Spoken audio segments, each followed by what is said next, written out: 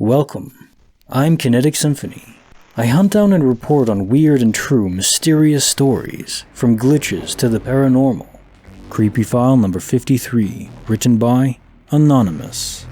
I owed over $260,000 to a biker gang. Here's how I escaped. Over a decade ago, I made one of the worst decisions of my life. I began dealing for a well-known biker gang. No, I wasn't a member, but I had connections to one of their members through my mutual friend, Josh. I had a short history in dealing years before, but got clean and walked the straight and narrow. I worked 3 jobs and was saving for college. However, tragedy struck when a very close relative of mine was murdered by her new husband while they were traveling in his home country. What made this even more difficult is that they had canceled their life insurance, so the cost of returning them to our country and the funeral arrangements fell on me and 2 other close relatives. Now, this isn't an excuse for what I did. I just wanted to provide some context to what was going through my head when I met with Josh and asked to set up a meeting with his relative Mike, who was a member of a well-known biker gang, so that I could get back on my feet financially.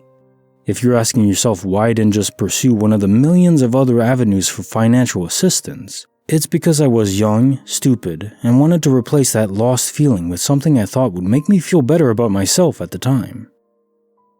So, I gathered a team of hand-picked dealers at my house and waited for Mike to come by and discuss business, and soon enough he arrived with 2 pounds of plant mass in front of me. My plan was to only involve myself by distributing it to my runners so that I could work my regular jobs while making a passive income.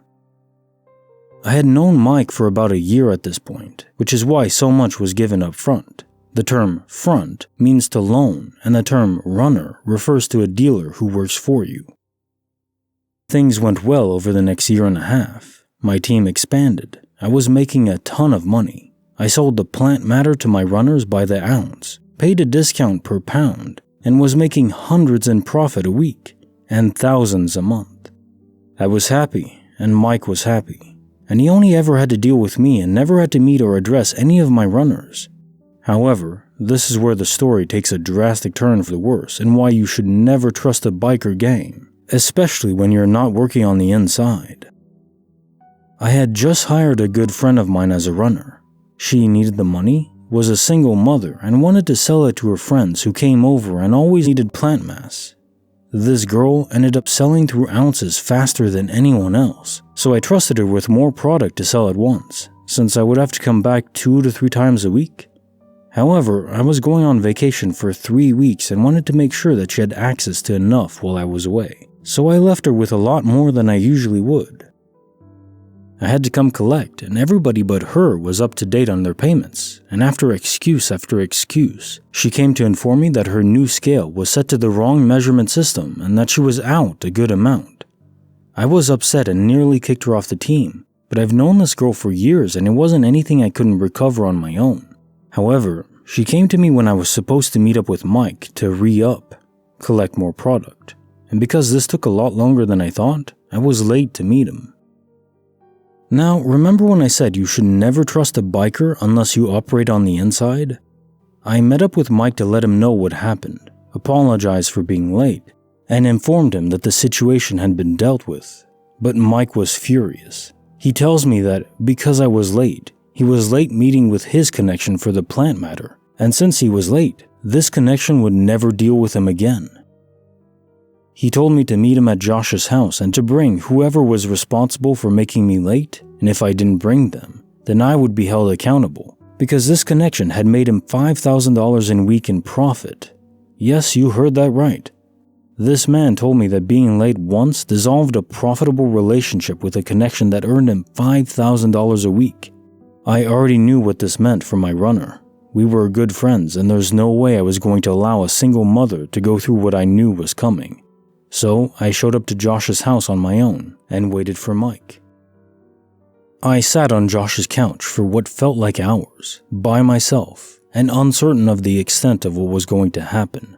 Then Mike walks in and greets Josh, talks with his partners a bit, while completely ignoring me. First 5 minutes go by, then 10 minutes. Then Mike walks over and I remember waking up on the floor. From what I was told, Mike hit me across the head and I blacked out. He proceeded to hit me 2 or 3 more times until I woke up to him still hitting me. We sat on the couch, and with a handgun to my head, he tells me that he is going to charge me for the profit he would have made every week from his connection for the next year. For those keeping track, that's $260,000. He tells me he's going to be generous enough to do the first payment of $5,000 within 48 hours, that the money that I just gave him for the re-up didn't count, that I needed to return the plant mass, and that he was giving me 24 hours for each additional $5,000 after that. He took my car, which he underpriced at $10,000. This was a newish Mercedes at the time that I was still making payments on, and essentially planned on using me as a human ATM. At this point, I knew what was happening. And despite our relationship for the past year, he was going to exploit me for as long as he could until he had a reason to get rid of me. So I went home and thought about my options. I had around $17,000 in cash, my RRSP savings, which amounted to just over $35,000, but even that would only get me by on the payments for a week. I realized that even if I was able to come up with half of the money, I would end up in jail or worse. After 24 hours of deliberating, I considered the fact that Mike had never met any of my runners. My family had moved away from this town after the death of the relative, and there was no way that I was going to risk my life or my freedom for some arbitrary debt. So I took all my cash, made my savings available, and knew I only had 24 hours to run as fast and as far as I could. 4:30 a.m. I gathered a bag full of clothes, called a lifelong friend of mine who had moved to another country 4 hours away, explained the situation, asked if I could stay on his couch for a week, and took a bus as close to the Greyhound station as I could get without stopping in front of it. The Greyhound didn't require photo ID at the time, and I didn't want to fly out of my own city in case anyone saw me or Mike was able to figure out where I was going by pressing any of the airport staff. At this point, my heart was beating out of my chest because although the Greyhound isn't as busy as the airport, if Mike or anyone he knew saw me there, it was game over. I waited an hour, then walked inside and bought a ticket for a city 3.5 hours away that had an airport. Before boarding, I wrote down all my important contacts, removed the battery from my phone, dropped it down the sewer, and began my escape. 8:15 a.m. I stop in said city and buy a ticket to go and meet said friend. 12:30 p.m. I land in a country I've never been to, in a city I've never been to. My friend picks me up and we talked about the situation the entire way home. Him and I had a similar past, and although the story itself is ridiculous, he understands. When we arrive at his place, I cut my hair, decide on a new name I'll go by while staying in the city, while deciding my next move. I get a new prepaid phone and number and try to relax. 6 p.m. I was supposed to meet Mike 30 minutes ago. The stress starts to kick in. 8 p.m. We've been drinking and telling stories, and I remember that I hadn't deleted my Facebook, so I jumped onto my friend's laptop, threw on a VPN that was located in my home country, and was met with a flood of messages. Josh and Mike had kicked in my front door and destroyed my place. They left messages with the addresses of places they thought I was hiding out. They told me that they were watching the airport and Greyhound station and told me that it would be impossible to leave the city. It was at that point that I realized they never knew I left. Throughout the coming weeks, months, and years, I made it a habit of changing phones and moved around from city to city and country to country. I even did those work for your accommodation programs in a couple of countries as a tourist. Every few weeks and months, I would get an email from a single friend back home who would tell me that Josh or his girlfriend were telling people to assure me that it was okay to come back and things had blown over. A couple times, I even tried to reach out to some other friends back home, only to find out that they were trying to cash in on the reward Mike had placed to anyone who could find out where I was. It eventually became easier to cut contact with anyone and everyone around me if I felt that I needed to move on, or felt that I couldn't entirely trust them. I never could go back to who I was or where I came from physically or mentally. I later found out that Mike had a nasty habit of hiring dealers. Then, when he thought they had made a good amount of money, he would conjure up some dire situation in which they would need to pay him back a crazy amount. He would drain them for every dime they had until they couldn't pay any more.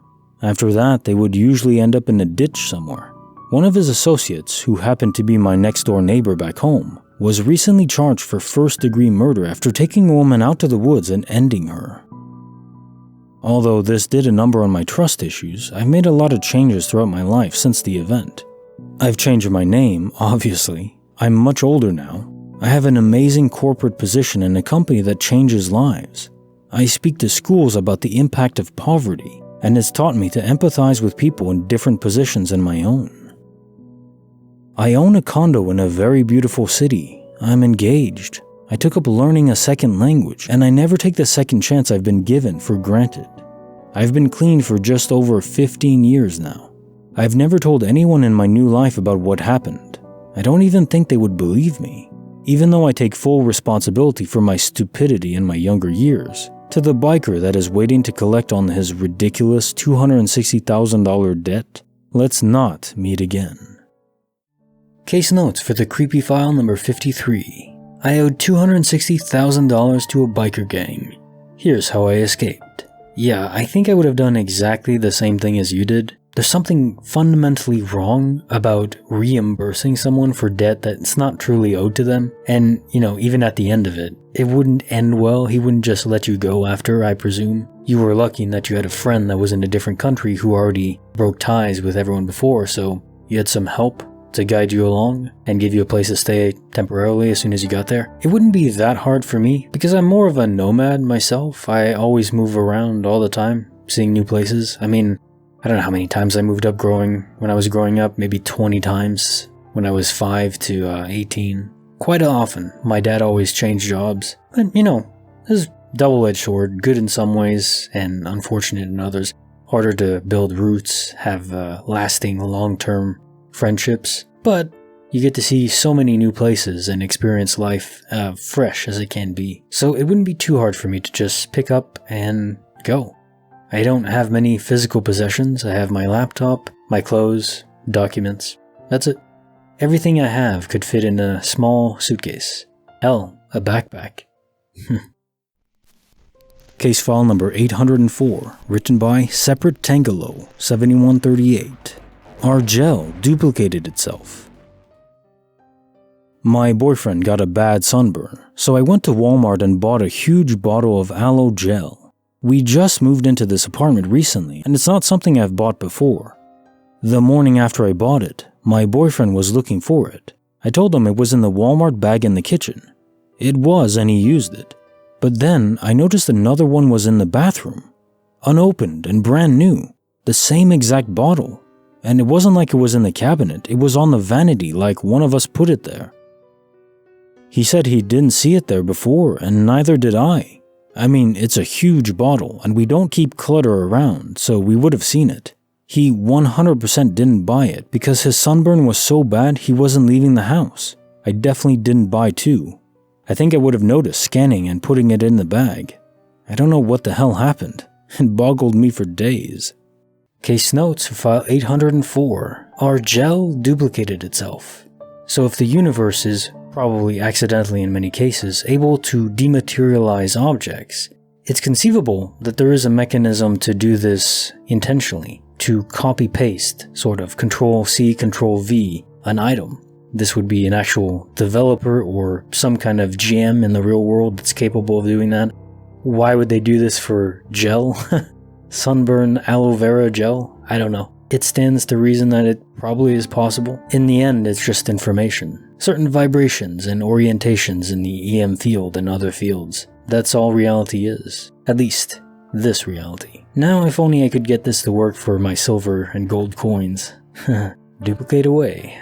Cast the spell that Harry Potter had to suffer with the goblets just spawning.